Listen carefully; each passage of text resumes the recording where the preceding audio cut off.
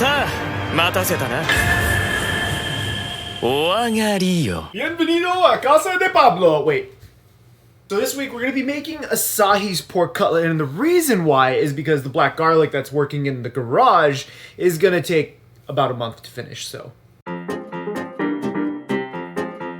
We need to work on that Chantilly cream, but first, look at this t-shirt. It's amazing. For this, we're gonna need 1/2 cup worth of heavy cream and then a little bit of tarragon. To clean up this tarragon, just make sure it's nice and rinsed off, and then go ahead and peel it from its stem, and we're gonna give this a nice choppity chop. You wanna make sure that this is really, really nice and chopped. Give this a little scooch over to the side, and then we'll grab 1 shallot. We're actually only gonna be using 1/2 of the shallot, and for this, we're also gonna be mincing this up really, really fine, because if it's too thick, it's gonna be really weird in that cream later. Make sure you do spend some time mincing this up so that way it looks a little like this. Now give that a little scooch over to the side and grab yourself your jar of capers. Yes, a little bit of capers is gonna go a long way. You're only gonna need to start off with about 1 tablespoon worth of capers and then go ahead and stick your finger in the jar, almost knock it over, catch it because you're a ninja, and then we're gonna give this a little bit of a choppy chop as well. Just don't turn this into mush. Now we also need a little bit of Tabasco, and for that, well, we just have a bottle of Tabasco. But now we actually need to whip this cream just a little bit before we actually add anything into it. If you try to whip everything together, it's not going to whip properly. You only need to whip this at a low to medium speed for about 2 minutes before we're going to start adding everything together. I started off with about 1/2 tablespoon of everything just to kind of give a flavor to it, and then whisked it by hand so I didn't over whip it. I seasoned this with salt and pepper, and then hit it with a little bit of Tabasco just because that goes a long way. Whip this together once again to get all those flavors incorporated, and go ahead and taste this. This is going to be totally up to you. When I tasted this, it needed just a little bit of everything. We added in another 1/2 tablespoon worth of shallots and another 1/2 tablespoon of tarragon, bringing the total amount of everything to 1 tablespoon of each. I gave this another taste and it was starting to come together, but it definitely needed a little bit more black pepper and another heavy pinch of salt, as well as some more Tabasco. After slowly folding this together, because at this point it was starting to whip too hard, gave it one final taste, and you know what?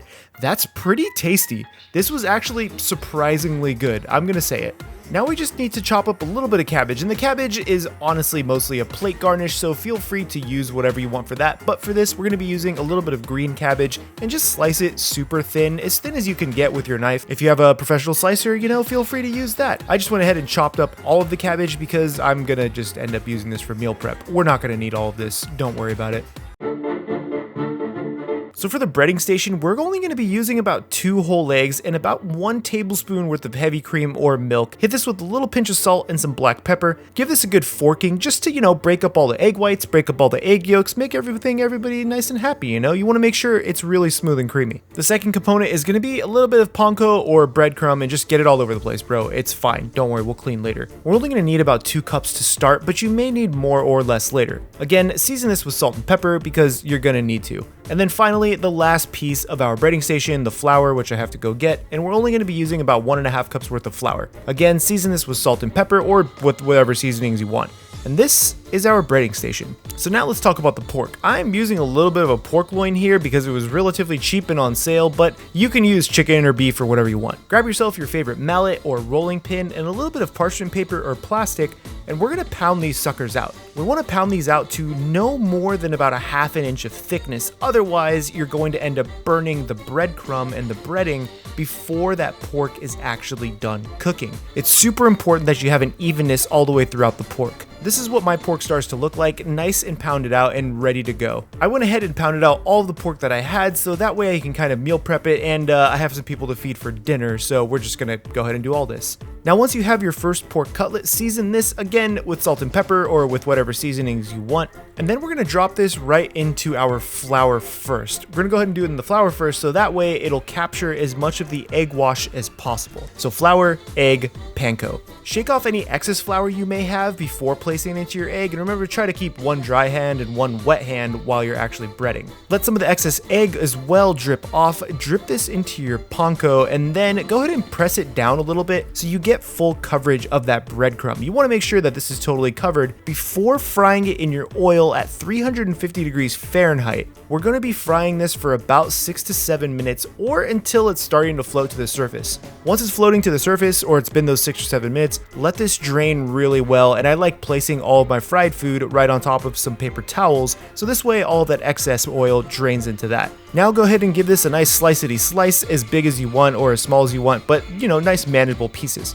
Grab your favoriteest plate, and we're gonna load up half of the plate with some of that green cabbage. The green cabbage is more or less kind of a plate garnish, but then take your pork and kind of lay it up against that green cabbage. Garnish this with a little bit of lemon, serve it with a little bit of miso soup, and then finally a little bit of steamed rice. Now, while the pork is hot, this is super important, you have to place your Chantilly cream right on top. This way, it starts to slowly melt directly on top of the pork, and that is money. That is key, and this is Saiba Asahi's Chantilly Cream Tonkatsu.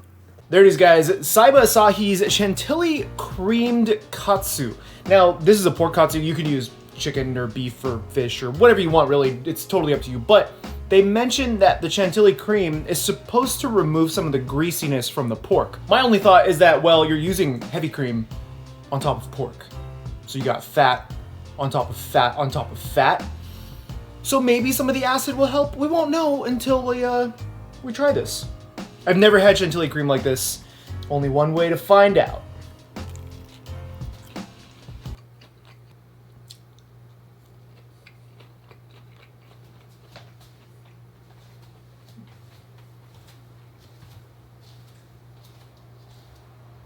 This is pretty great. Like, not gonna lie, I had my reservations about this. Yo, this is good. The pork is crispy. You got a little bit of spicy from that Tabasco. And then you get the shallots in there that are giving it that nice little bit of a crunch as well. But then the tarragon really comes through. I think this lemon will go amazingly on top of this. Just needs a little more acid on there.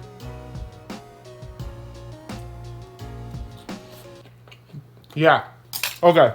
That's delicious. Really easy to make. You guys gotta really try this to believe it, because I had my doubts when I was making it. If you want to support the channel directly, check out the links below for some really cool headbands, some extra merch, maybe check out Patreon. My name is Chef PK. I hope you had some fun today. Get subscribed, and remember, keep playing with your food. Now, if you'll excuse me, Asahi. Right. Nailed it.